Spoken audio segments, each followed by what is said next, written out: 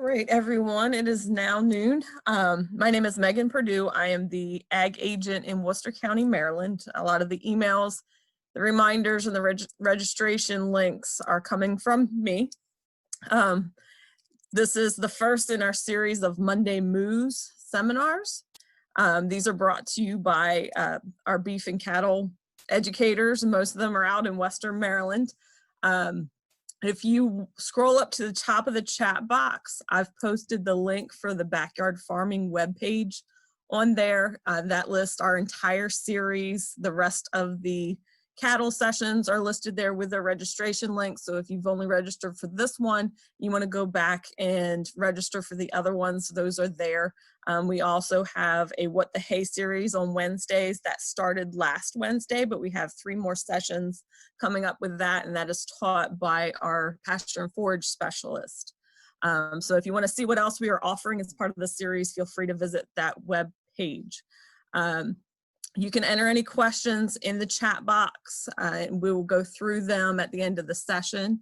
But at this point, I'm going to turn it over to Dr. Sarah Potts to introduce everyone and introduce you to the series. All right, thanks, Megan. And thanks everyone for tuning in today. My name is Sarah Potts. I'm the Dairy and Beef Extension Specialist for Maryland Extension. I've been in this position for a little over a year now, and my expertise is mostly in nutrition and animal care and management. As part of our beef team, we also have Jeff Semler, who will be talking to you today, and then also Rachel Slatterly. So she is also in Dairy and Beef Extension, but she works in the Department of Animal Science down in College Park. So all 3 of us are going to be on the call today and answering any questions. But Jeff's going to be talking to you today. He's our extension agent for Washington County, Maryland, and he has extensive knowledge in cattle, both beef and dairy. So with that, I'll turn it over to Jeff, and he's going to talk to you about why you want to raise cattle.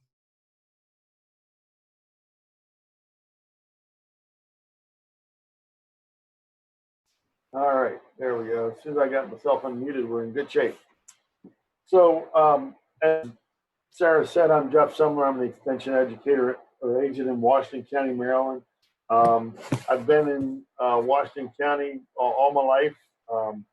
I'm one of those folks that have raised cattle, started out in 4-H, raised beef steers. We've raised all different kinds of cattle over the years. Certainly, what we're going to talk about today is we're going to go a mile wide and an inch deep. So this is just the introduction. And don't let anything that we talk about today scare you, because we'll have more details as this series goes on. So why are we doing this? Certainly since the COVID-19 crisis, many U.S. households are exploring growing their own food. And those with some sort of a land base are looking at livestock of some kind, whether it be poultry, lambs, cattle, whatever. So we're going to talk about cattle today. So begin with the end in mind. What's your goal? Are you going to raise animals for meat? Are you going to raise them for milk and meat? Or are you just raising them because you're tired of mowing that extra acreage? So we're going to talk a little bit about all those things. And like I said, we're going to go over this in very broad terms, but feel free to ask any questions that you like. So before you start, you need to know about zoning and neighbors. In Washington County, and I can't speak, I don't know where any of you are from, but I can't speak to other areas. I can only speak to Washington County. But if you live in a rural part of Washington County, in other words, not in an incorporated town, you can raise livestock. Even if you live in a development, you can raise livestock as long as your deed doesn't have any covenant restrictions on it that keep you from raising livestock. In Washington County, for example, a lot of our developments will say if you've got 3 acres or more, you can raise farm animals. Usually the only exclusion of that would be pigs. Lots of times places allow horses almost everywhere, and then cattle, sheep, chickens, and so on. You should start planning at least 6 months in advance. That will help you kind of sort out what you have, what you need, and what it's going to cost you, and are you willing to pay that, and so on and so forth. You need to think about housing. One thing to remember about housing, except for bottle calves, barns were built for people. There's not a great deal of housing requirement for cattle, other than if you're going to have to handle them, get them in, that's a little bit different. But as far as do they need a barn, the answer is no. Do they need shelter and shade? The answer is yes. And we won't dwell on that a lot, but we'll talk a little bit about it. Feed and water is one of those things that's often overlooked, but a fresh, clean supply of water is necessary for cattle, as well as feed. And then what's your time commitment? How much do you want to spend doing this job? And then biosecurity and disease is going to be the last thing we touch on a little bit. So you have to remember you need to give provision for feed, water, and space, regardless of what system you're going to use. You're going to need to have a little bit of acreage when we're talking about cattle. And we're not going to talk about breeds a lot today, but there's lots of different sizes of cattle. So you can go from the smaller Dexter cattle to, great, big, large Charolais, if you like, or Holstein. But we're going to just stay away from breeds a lot today. So there's different production systems. You can raise a calf from start to finish. In other words, you can buy that bottle calf at the local stockyard, and you can raise it on milk, wean it, feed it, and finish it all the way to the freezer. You can buy some calves in May, background them all summer to eat that grass that you don't want to mow, and you can sell them in the fall. Or you can buy a calf, that same calf, either in the spring or the fall. In our location here in Washington County, and certainly in most of the Mid-Atlantic, most of our cows calve in the spring, so that weaned calf is going to be bought in the fall. But again, that's going to be a decision you can are going to have to look at on down the line. And then you can always have a cow-calf operation. Buy one cow that's pregnant, calve her out, raise her calf, eat the calf, milk the cow, or don't milk the cow, let the calf do the milking. So we're going to touch on all those different types of systems. And you can hybridize any of these systems as you wish. So care and housing of a baby calf, you're going to purchase the calf. The question is, are we going to buy it at the sale barn, or are we going to buy it at the from a local producer? Obviously, there's pluses and minuses to both those systems. You go to the sale barn, you're going to have a lot more selection. You may buy that cute calf. We sell feeder calves in another part of my life. And I always tell people that I never want to sell a single calf, because they're not going to bring the highest price unless some little girl is sitting next to her grandfather and she wants that calf. And granddad will pay whatever it takes to bring that calf home. Otherwise, the calf is not going to go for a high price. You need to think about what you're going to use as far as shed, a barn, or a hutch when rearing this calf. You're going to be feeding it with a bottle. It is a great activity to do with children. You can see my grandson there feeding a calf. It's a great way to teach responsibility. It's a great way to, again, to start out. You're going to be mixing that feed or powdered milk, unless you've got your cow, and you're going to be mixing that calf starter, the powdered milk or milk replacer, as we call it, is expensive. It's about $65 a bag. It'll take you about 2 bags to raise a calf, roughly. Then you're going to go transition that animal from pasture. You're going to provide hay and grain to it as well. We'll talk more about calf rearing, but basically before you wean that calf, you want it to be eating about 1.5 pounds or 2 pounds of grain a day. Feed cost is going to be the #1 cost. The calf is not going to be that expensive. We'll delve into the economics later in this presentation. The time frame is going to take you about 18 months to 2 years, depending on how hard you want to push that calf to gain. So that's your time commitment when it comes to that calf. Backgrounding is one of those options. It's going to be shorter. It's basically going to be, you're going to start in grass season, so April or May, you're going to buy those animals. You're going to move them across your pasture. You're going to your earning is going to be based on gain, and it's going to reduce your time on the lawnmower. So I would say here, you're just basically reducing your time on the lawnmower, and your hope is that at the end of the summer, September, October, you sell that calf at a profit. A small profit, but nonetheless a profit.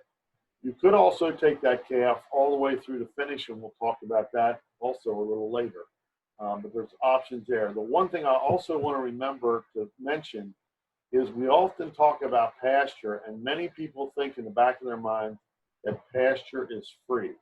Pasture is not free. You may think it's free, but remember, pasture includes fencing, and if you're going to be rotating your grazing, it's going to include cross fencing. It's going to include a watering system or a way to get the animals back to water. And then you also have the initial cost of the land. Now you may say, well, I already bought the land. I bought my house in 7 acres. That cost is already done. Okay, I'll give you that one. But maybe you don't have the land and you're renting the lot next door or down the road or so on and so forth. So remember that pasture is not free.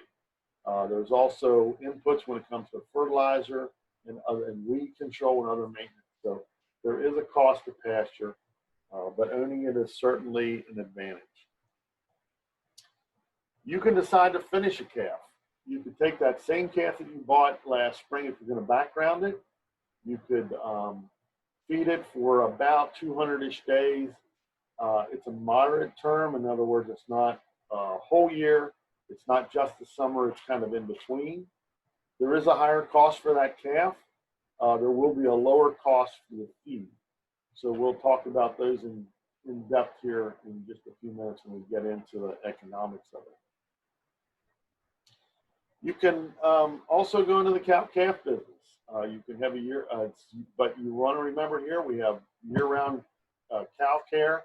So read here cow cost, milking versus calf rearing.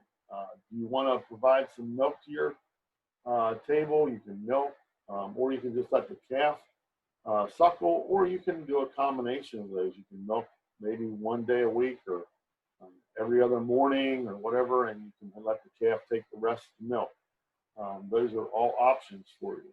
There is a moderate feed cost because you will have winter feed costs for the cow and the calf. If you're going to raise the calf all the way through to slaughter, you will have a breeding cost. Again, if you have 1 or maybe 2 cows on the place, you're not going to buy a bull. You're going to need the services of an inseminator, and that will be a cost. Some places it's very difficult to find that person. Some places it may only be a local veterinarian, but again, you're going to need to think about that when you go down this road. Whoops. That's that slide shouldn't be in there. So selecting a calf. Again, I already said you can go to the sale barn or a breeder. Dairy versus beef. There's lots of people in this country that eat Holstein beef and don't know it. So don't let a dairy breed be shying away from the prospects of raising beef. Most of the time it's going to be a little more difficult to buy a beef calf unless someone has an orphan calf that they're selling, or there are dairy farmers that are crossing with beef. So you get a calf that may be solid black like the calf in the picture, but his mama may be a Holstein or a Jersey or Guernsey or some other beef dairy breed. But just because the sire was an Angus, he looks boot black. So remember, there may be crosses in there, but don't fear the breed. They will do a good job of Holstein will typically finish out a little larger when we get to the end point, so it may be more days on feed, but certainly an animal that will eat very well. So the calf husbandry, if we're going to go that way with buying a calf, we're going to twice a day feed it for 2 to 3 months.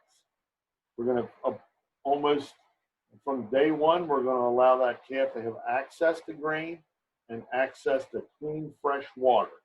So you notice that hutch, this is a hutch system. The pink bucket has grain in it, the white bucket has water in it. And we make sure that they have access to that all the time. We're going to feed them twice a day. We typically are going to start them, depending on the size of the calf, you're going to start them out at about half a gallon per feeding. That will depend again on the size of the calf you get and so on. We're then going to transition that animal from just the milk and grain to hay, and then hay and or pasture. We may never stop feeding grain. We may, it will be up to the producer. There is a time when you can just grow along that animal on pasture and hay. But again, if you want to move things along faster, grain will help with the gain. But again, that will be, you're going to have to balance your cost. There's certainly nothing wrong with backgrounding your own calf on pasture and hay, and then bringing it in and finishing it in the traditional, more traditional grain system.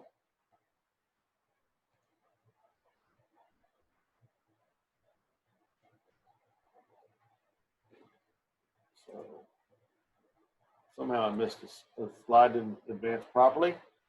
So backgrounding, we're going to just graze them.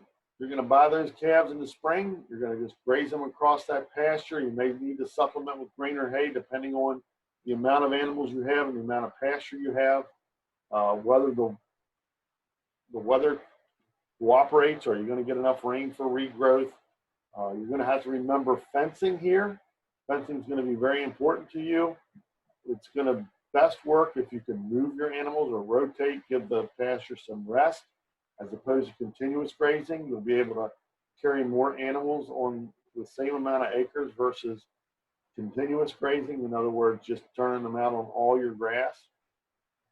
It will also, the number of animals will depend on how many acres you have and how big of calves you get. You want to think about it, 1,000 pound of animal or animal unit is going to be about an acre is going to be needed. So if you get 2 500-pound calves, you're going to need an acre plus. If you get 2 300-pound calves, then you're going to need less land. You can also, again, we're going to have to play that with supplementation, because most of the time we think about 1,000 pounds of animal or animal units requiring 2 acres for feeding, whether that be grass, a grass mixture with clovers, or if it's going to be grass and hay.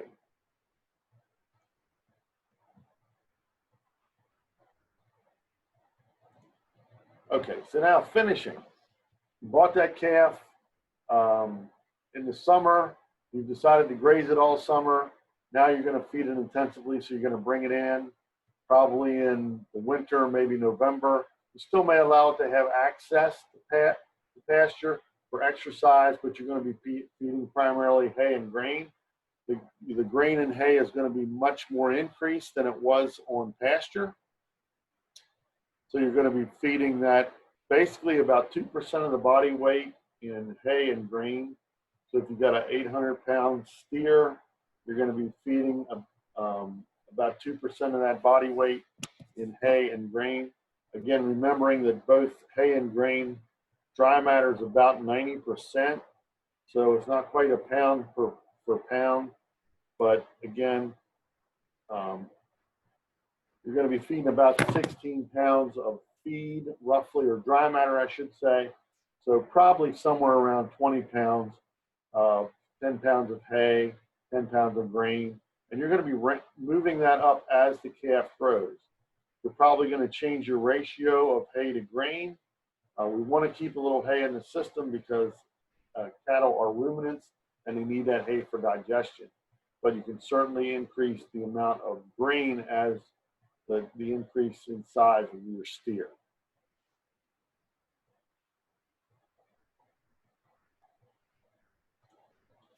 So the cow-calf operation would look something like this.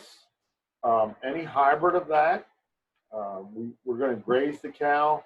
We're going to feed her a little grain, primarily as a tool for behavior, but also maybe to give her a little boost in her milk production. We're going to have to feed her hay in the wintertime. We're going to need fencing, and we're going to need a shed, somewhere we can milk that cow if we're going to milk her. If we're not going to milk her, we just really need a shed to bring her in. Again, we want that behavioral aspect of being able to handle the animal. So a little, I call the grain bait, if you will, but you're going to move that animal into the shed just for handling reasons. There may be times you need to doctor the cow or the calf, so you need to get them into the shed. The shed can be an open fronted shed, 3-sided. It's really going to provide shade and a windbreak. Those are the two things you're going to need most with cattle. You don't want to stress them with heat, and you certainly don't want, in the wintertime, you want to have a place where they can get out of wind. Wind is our main concern in the wintertime. A still day, no matter what the temperature, unless it's below 20 degrees, a cow is perfectly comfortable if it's well fed. But we want to remember, we want that animal to be able to get out of the wind, and certainly a rain and wind event.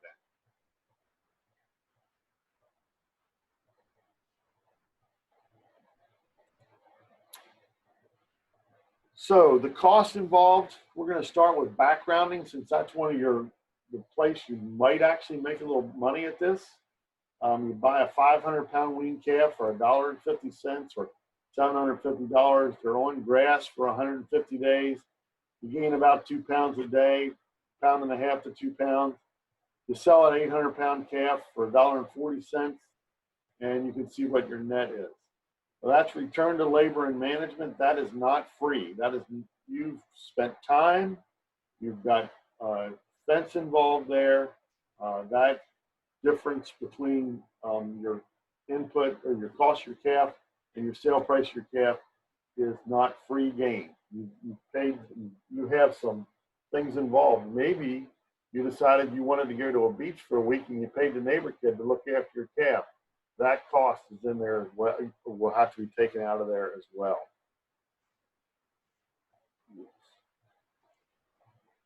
All right. So cost of calfing. Now we're going to get into these are average figures, or not. I'm not saying this is what it's going to cost you. I'm saying this is what it's could cost you. So we have a calf. We bought at the sale barn. That calf was a 100-pound calf. We were able to get it for $100. We were lucky. We have $130 worth of milk replacer in that calf. We have about $220 worth of hay in that calf, and about $230 worth of grain in that calf. So by the time that calf, we get that calf to what would normally in a beef system be a weaning time, about between 200 and 300 days, we've got about $580 in that calf. And again, these are just average figures. You might be able to get your grain cheaper. You might be able to get your hay cheaper. We'll talk about that in a little bit, about how we can make things a little bit cheaper.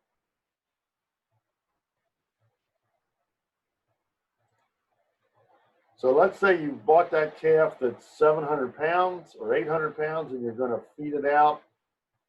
This is what it would cost for the 200 days on grain and hay. It would cost you about $440, or if you had that calf that we just talked about, we're going to have about $580 plus $440. So roughly, we're going to have somewhere around $1,000 in that calf. So here's what it would look like if you were going to cost it out as beef. So you have your cost of that steer, that 800-pound steer. You've got your startup cost. That's an average of what you pay to get it hauled there, and some other things, maybe a vet check. You got your feed, you got other, I'm sorry, there's your vet check, and you've got your processing. So your 500 pounds of beef you got out of that steer is cost you $5.32 per pound. And you say, well, that's more than the average price of hamburger. Not now, but you know, hamburger used to trade at about $3.50, $4 a pound. But you'll never buy a T-bone steak for $5.32. So you have to look at the whole carcass, look at all your cuts at $5.32 a pound for the whole steer. Again, you could sell half of that steer to your sister-in-law or your neighbor and then cut your costs a little bit, but that's one of your many options you have in the system.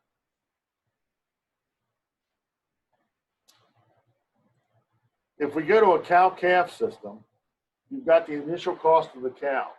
So you could forward, or I said you could rewind this presentation. You could buy a baby heifer calf.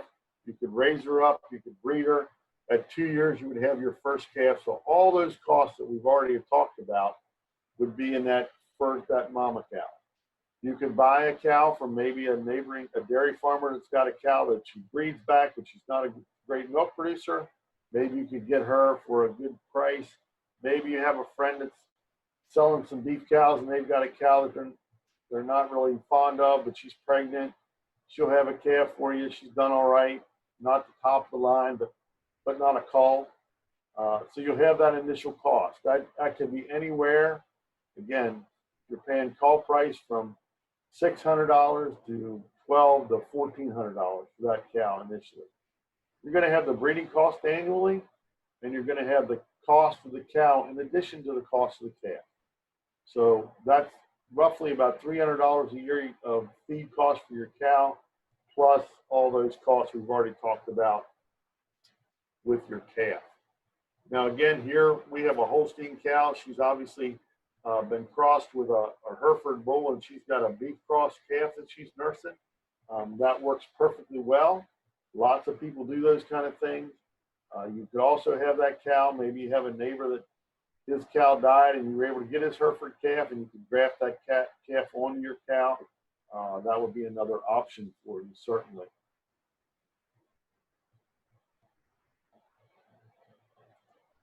One thing you want to remember as a cattleman, now that you've joined the ranks, is you need to study your animals daily for signs of disease, discomfort, whether eating their feed, whether consuming water.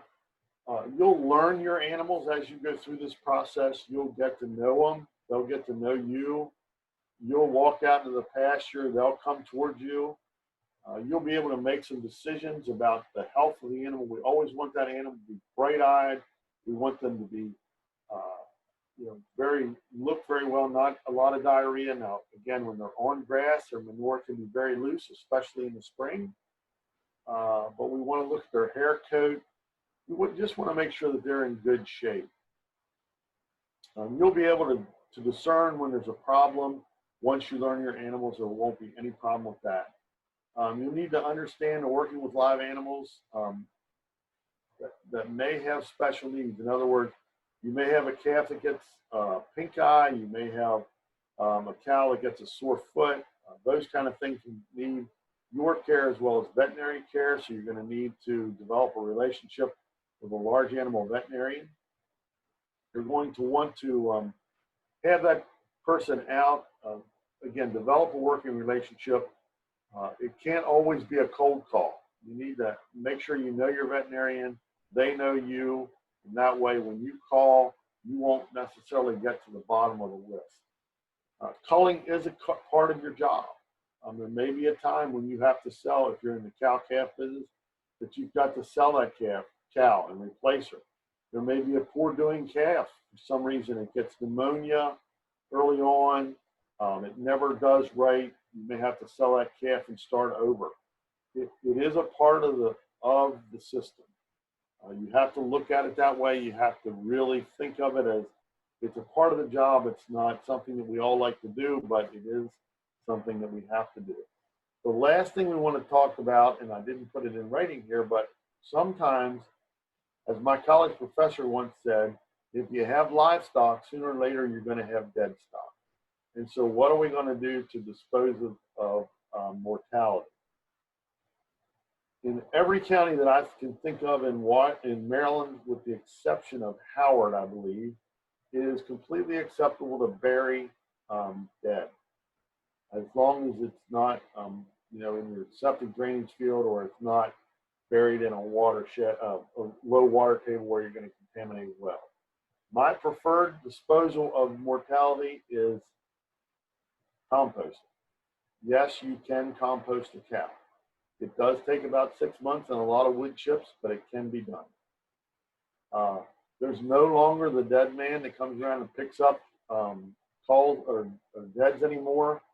There is a possibility, if you may have a local pet crematorium, they may, for a substantial fee, I'm sure, consider a cremation, but that would be your only other option.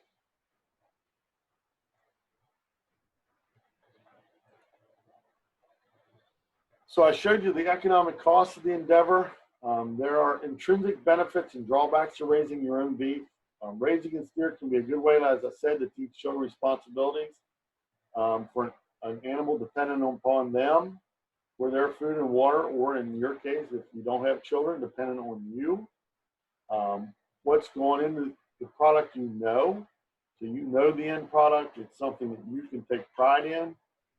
You can take pride in the fact that you've raised some of your own food, and there's a certain amount of shall I say, catharsis that raising, for me anyway. I enjoy watching my cows. I enjoy, interacting with them, and that's certainly not anything you can put a price tag on. You certainly want to remember that there are costs and there are rewards. Or on the other hand, there's a large time commitment. There's a large space commitment. You're going to be feeding that animal twice a day, checking the water and monitoring the health. It's more intensive than a dog or a cat. A steer and its facilities also take up a lot more space. There's certainly that cost of, a dog kennel is one cost, but a cow shed's another cost. And once you've made that investment, sometimes it's harder to walk away from it. But sometimes that may be what you need to do. Raising your own freezer beef or not, that's going to be your choice, but it's certainly something that you can consider. There's again, you can make a little money. You can certainly won't make a lot of money at it. Your best hope is to break even and eat well. So lastly, we'll get to the part that no one likes to do, and that's keeping records. They're important. They're a good reference. How did I do last year? What do I need to change to do better this year? Am I making any progress when it comes to that? Keeping track of expenses. It's often times when we have, especially with multiple enterprises, we don't always keep track of the expenses the way we should. Maybe we have a big garden and our chickens and our steer, and we lump all those costs and incomes together. We don't really see where our profit centers are. Again, we're not really worried about making a lot of profit, but as the last statement says, hobbies can be expensive, but they can be rewarding. Again, the other thing that I didn't cost out for you is if you're going to have a beef and you're going to provide that beef all at one time, you're going to need a large freezer. So that's another expense that we sometimes often don't think about, or don't think about until it's too late. And the butcher calls and says, I've got your beef ready. And you say, where am I going to put 500 pounds of beef? So you need to think about those things as well. But certainly, I believe that raising livestock can be very rewarding, and it can be very educational, and it'll make you appreciate where your food comes from. At this point in time, I'd be happy to answer any questions you might have. I'm sure someone's keeping track of those, and you can let me know what's what.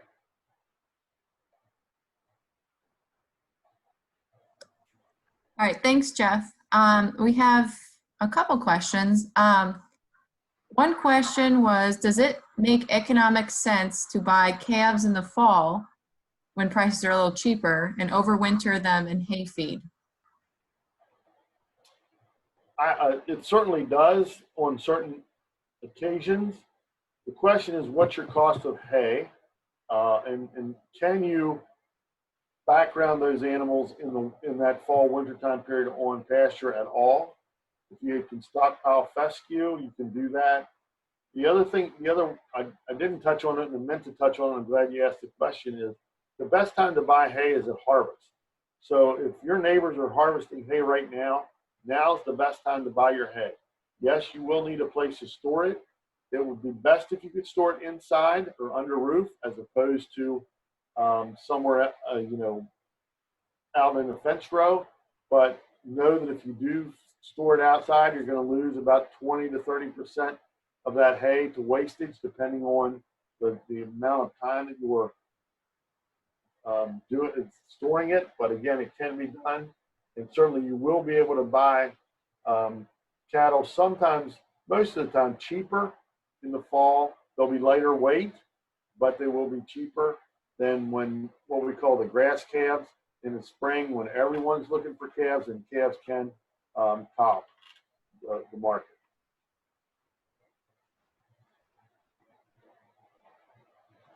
Another question was, can you explain what is involved with composting cattle? Sure. Basically, you're going to think about making friends with a tree trimmer. You're going to need a lot of wood chips. Would be my preferred substrate to use to compost the cow, but basically you're going to put about 2 feet of roughly of chips on the ground. You're going to place the cow on top of the chips, and then you're going to cover her with about 2 feet of chips all the way around. And you'll be able to tell very soon if you don't get her covered well, because she'll start to smell. But if you cover her well, it can be static. You can just let her lay there. The composting process, she's the nitrogen part of the composting. The chips are the carbon part of the composting. In about 6 months, you'll still have some long bones left, like maybe the pelvis, the femur, the jawbone, but a lot of the cow will be gone. If you can turn her at that point in time, in other words, if you've got a front end loader, you can mix your compost up, maybe add a little more chips. You can certainly have a finished compost in somewhere around 9 months.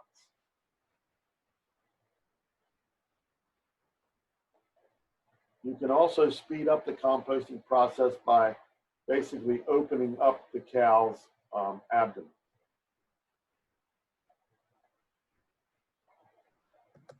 One other question was, can you talk a little bit about the economics of using AI if you're just raising freezer beef? Sure. Typically, if you live in an area where there's an inseminator that's breeding cows, or probably breeding the dairy farms in your neighborhood, you can get an inseminator plus the semen for about $30. Now you're going to have to watch for heats, and you're going to have to call the inseminator when the cow's in heat. If you want to utilize the synchronization program, it's going to cost you a little bit more, and you're going to have to get involved with your veterinarian. So if you could get a cow safe in calf for between $50 and $100, depending on depending on your ability to check heat.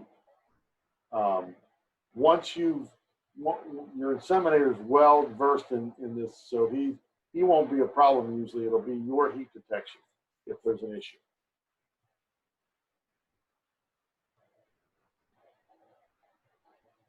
And I said he, but that inseminators come in both genders.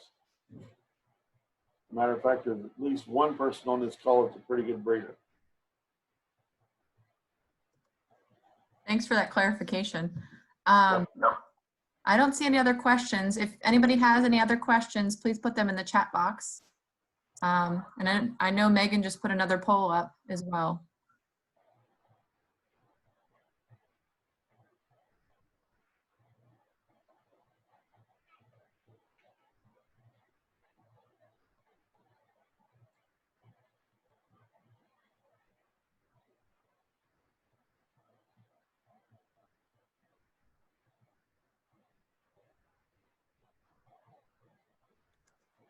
As the second poll is going now, be sure to sign up for next week's Monday Moo. I think we're talking about all about calves next week.